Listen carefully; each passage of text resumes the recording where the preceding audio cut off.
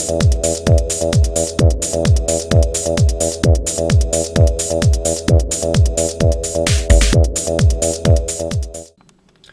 folks, today I'd like to take a casual peek into the DC Universe Classics John Stewart action figure.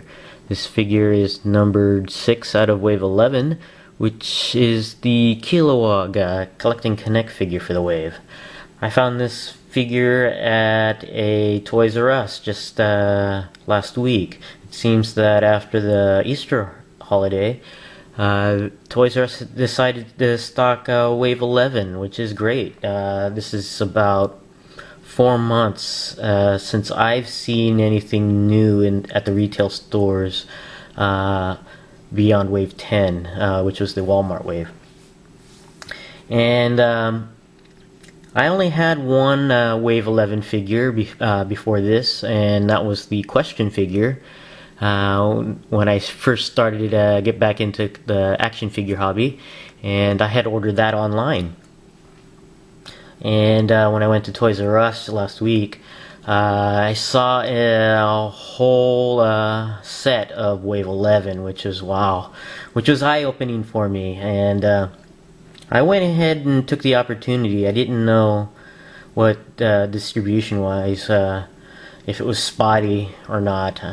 So I went ahead and picked up all the required figures I needed to complete Kilowog. So Steppenwolf is going to have to wait a little bit. Looking at the John Stewart figure in the package, you can see him clearly. He's wielding a construct here. Looks like he comes with 2 constructs. It's kind of neat in the package.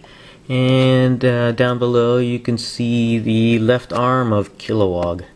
I'm pretty excited to build this figure now. This is going to be my second Collecting Connect figure I'm going to build. Taking a look at the back of the package, you can see the other figures from the wave. We have Katmatui, Shark, Deadman, Cyborg Superman, The Question, John Stewart, and Steppenwolf.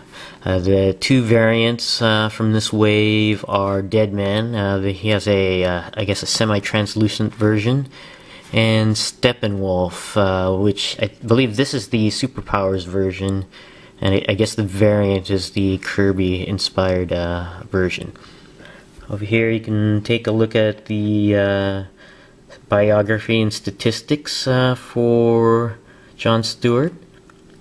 And Wave 11 is the last wave to carry this packaging style. After Wave 11, they've gone to the 75th anniversary style of the packaging.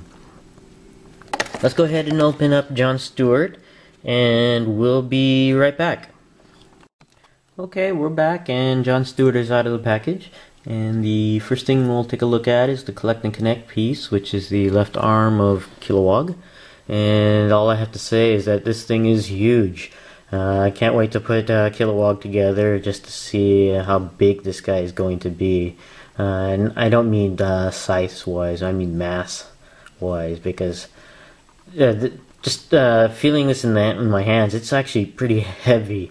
So I know once this guy gets put together, he's going to be one big figure, so I can't wait. And the next accessory we'll take a look at is one of the constructs that came with John Stewart. It's of a punching fist, and I'm not too much of a fan of this construct, at least for John Stewart. I think that John can actually think up of a more complex construct than a punching fist. I think this would probably go with Hal Jordan a lot better than John Stewart. And I plan to give it to Hal Jordan figure when I get it. So, but it's still neat. It's a semi-translucent green plastic, so that's kind of cool. The next accessory, and the final accessory that came with the figure, is the second construct here, that of a laser gun, or I'm assuming it's a laser gun, and I think it's more fitting for John Stewart because just all the technical know-how to actually construct a laser weapon. I think this is more fitting of John Stewart's imagination. And it's kind of cool. It mounts on the forearm here, and you can fit the end of the fist over here. So, but I think that's pretty neat. Mine's a little bent, but I can straighten it out on there rather easily. And let's go ahead and take a look at the John Stewart figure in more detail.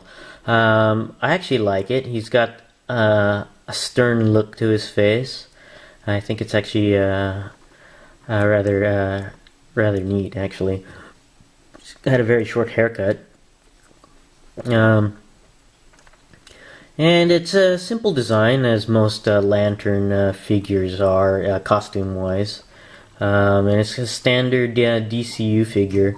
One thing I noticed, though, handling the figure, it seemed to have like sort of spots of grease or oil, and I thought it was my fingers at first. So I started looking at the figure more, and I noticed that I think Mattel actually oils or greases the joints, because I noticed little bits of oil or grease seeping from the joints.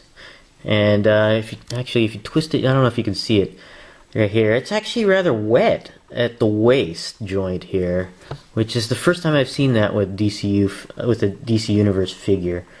So I'm wondering if Mattel actually lubricates, puts a light lubrication on the joints to make it move a little smoother. And I think they overdid it a little bit on this one.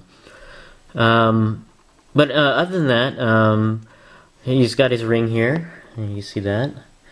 And what I also noticed is that his bracers are a different color green. They're a metallic green, as opposed to the shoulders here and the boots here, where they're more flat colored.